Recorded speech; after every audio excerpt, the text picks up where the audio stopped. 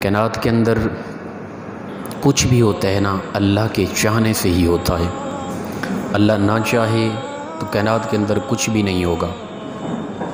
یہ مصیبتوں کا آنا، یہ پریشانیوں کا آنا، یہ بیماریوں کا آنا، یہ تکلیفوں کا آنا، یہ مال کی کمی، حالات کا بدلنا، معیشت برباد ہونا، رات دن کا بدلنا، چاند سورج ستاروں کا ڈلنا، ہواؤں فضاؤں کا آنا، طوفانوں کا آنا، ان کا تھم جانا، یہ کائنات کا سارا نظام، جو کچھ بھی حرکات و سکنات ہو رہی ہے نا کائنات کے اندر، اللہ کے چاہنے سے ہی ہوتا ہے۔ وہ نہ چاہے پوری کائنات کا سارا نظام ساکت ہو جائے، کائنات کی کوئی چیز، کوئی ذرہ حرکت بھی نہ کرے، وہ نہ چاہے تو ہمارا اٹھنا بیٹھنا، کھانا پینا، چلنا پھرنا، مسجد تک آنا، نماز پڑھنا یا غفلت میں سویا رہنا، سب کچھ یہ ہے اللہ کے چاہنے سے۔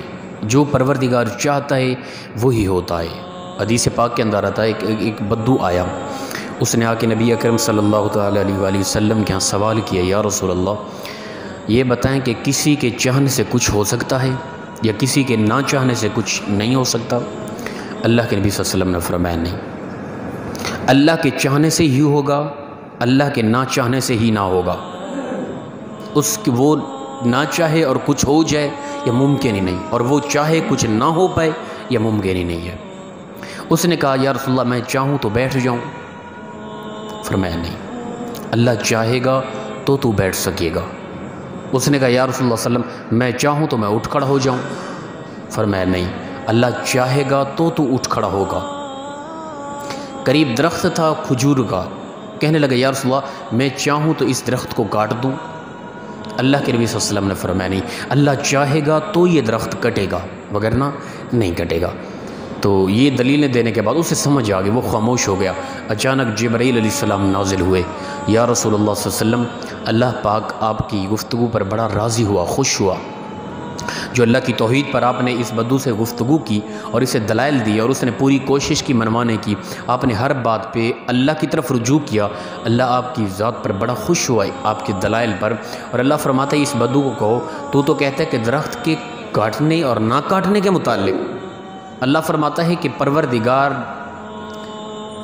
کے چاہنے اور نہ چاہنے سے یہاں تک ہے کہ کائنات کے اندر، جنگلوں کے اندر کوئی چھوٹا سا درخت ہے اور اس درخت پر ایک چھوٹا سا پتا ہے اور وہ خشک ہو چکا ہے اور پتے کی بنیادیں بالکل سڑ گل چکی ہیں اور وہ بالکل گرنے کے قریب ہے، اور منہ زور آندھیاں آئیں، کائنات کے سارے طوفان مل کر پوری طاقت لگا کے اللہ کے نہ چاہنے سے اس پتے کو توڑ کر گرا نہیں سکتی، ٹھیک ہے نا؟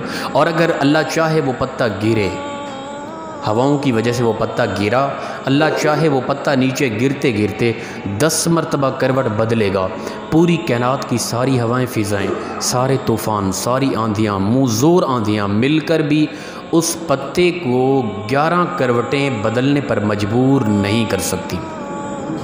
کیوں؟ اللہ چاہ رہا ہے صرف 10 کروٹیں وہ بدلے گا، اور وہ کہاں جا کے گرے گا؟ اس نے اس درخت سے 5 فٹ کی دوری پر جا کے نیچے گرنا ہے۔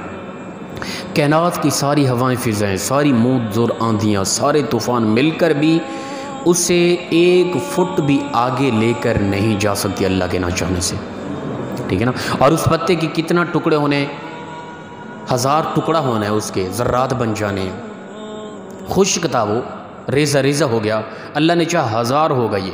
کائنات کی ساری آندھیاں، منہ زور طوفان، ہوائیں فضائیں، پوری کائنات کی طاقتیں مل کر بھی 1000 ایک ٹکڑا اس کا نہیں کر سکتی اللہ کے نہ چاہنے سے۔ اسے کہو تو کہتا ہے کہ پورا درخت میں چاہوں تو کاٹ دوں، تیرے چاہنے سے کیا ہوگا؟ جو پروردگار چاہے گا وہی ہوگا۔ تو لہٰذا یہ پریشانیاں